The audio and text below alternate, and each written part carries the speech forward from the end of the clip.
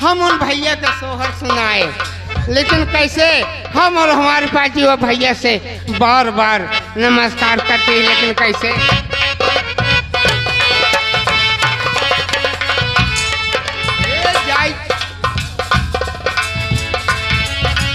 जाय के बाजारिया से मिठाइया लेके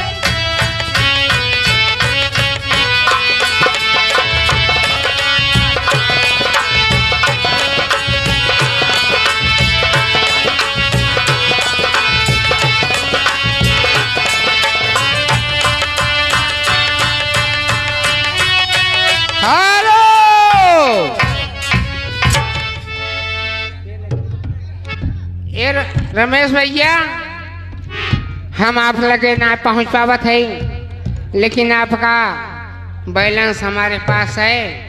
लेकिन लोग कहा थे बाबा साहेब के सोहर गावे के, हम बाबा साहेब सोहर गाई, लेकिन साहेब बाबा साहेब के सोहर भजन गाई, सोहर गाई और सब चीज बाबा साहेब के।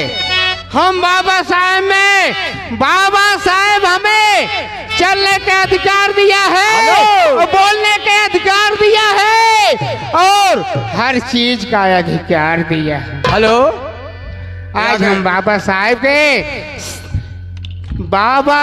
के कहने से यहाँ पर बैठे हैं और बाबा साहेब के कहने से हम यहाँ बोलते हैं। ए भैया, हेलो, ये आ गए हमारे सुखू निषाद। ए भैया, विश्व पुरस्कार हमारी पार्टी समर्पण करती है।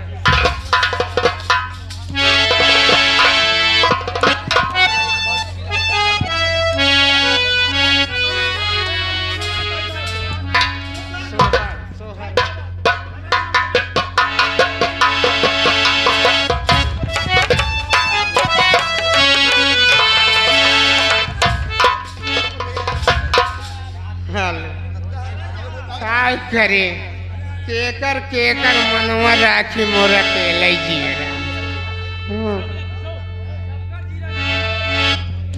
लेकिन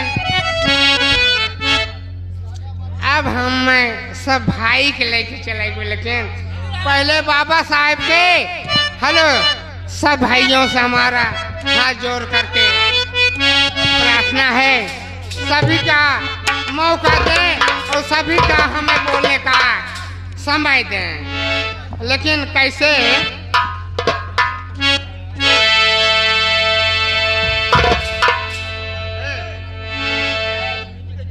कौनी रहिया वहीं बाबा भी मैं कवानी रहिया भी कवानी रहिया भी हो